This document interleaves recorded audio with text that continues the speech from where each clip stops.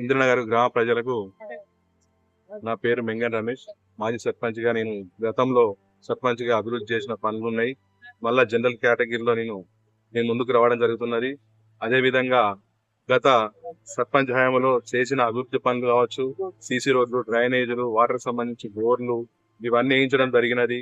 మళ్ళా ఒక్కసారి మీ దగ్గరికి రావడం జరుగుతుంది. మీరు అందరూ ఆశీర్వదించి మనం దీవిస్తే మళ్ళొక్కసారి గ్రామాన్ని అభివృద్ధి ప్రదంలో నడపడానికి నా శక్తివంతన కృషి చేసుకుంటూ మరి అదే విధంగా గ్రామ ప్రజలతో మమేకమైన ఎప్పుడు గ్రామంలో వండుకుంటూ గ్రామ ప్రజల మధ్యలోనే కష్ట సుఖాల్లో గాని వారితో ఎప్పుడు ఎల్లవేళలా అభివృద్ధి పదంలో వండుకుంటూ జనం మధ్యలో వండుకుంటా ఉన్నాను. కాబట్టి ఎందుకంటే 5 సంవత్సరాలు నేను చేసిన అభివృద్ధి మీ కళ్ళ ముందే కనిపిస్తున్నది. కాబట్టి ఆ అభివృద్ధిని చూసైనా ఓట్లు వేయాలని చాలా మంది నాకు మహిళలు గాని యువత గాని పెద్ద మనుషులు గాని చాలా మంది మద్దతు ఇవ్వడం జరుగుతున్నది.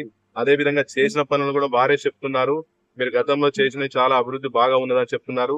ఇంకా కూడా అభివృద్ధి చేసే విధంలో ఎందుకంటే గ్రామం అనేటప్పుడు ఎప్పుడైనా ఒక ఇల్లు పడుతూనే ఉంటది, కొత్త గృహాలు నిర్మాణం అయితేనే ఉంటాయి. కాబట్టి రోడ్లు గాని, డ్రైనేజీలు గాని, లైట్ వ్యవస్థ గాని, సాగునీటి సమస్యలు గాని ఇవన్నీ చేసుకుంటూ ప్రజల వద్దనే వండుకుంటూ 5 ఏళ్ళు 7 ఏళ్ల వరకు గతంలో నేను అధికారం లేకున్నా గానీ అధికారం ఉన్నా లేకున్నా ఒకే విధంగా ప్రజలను వండుకుంటూ వారితో మమైకం అయికుంటూ ఉన్నాను.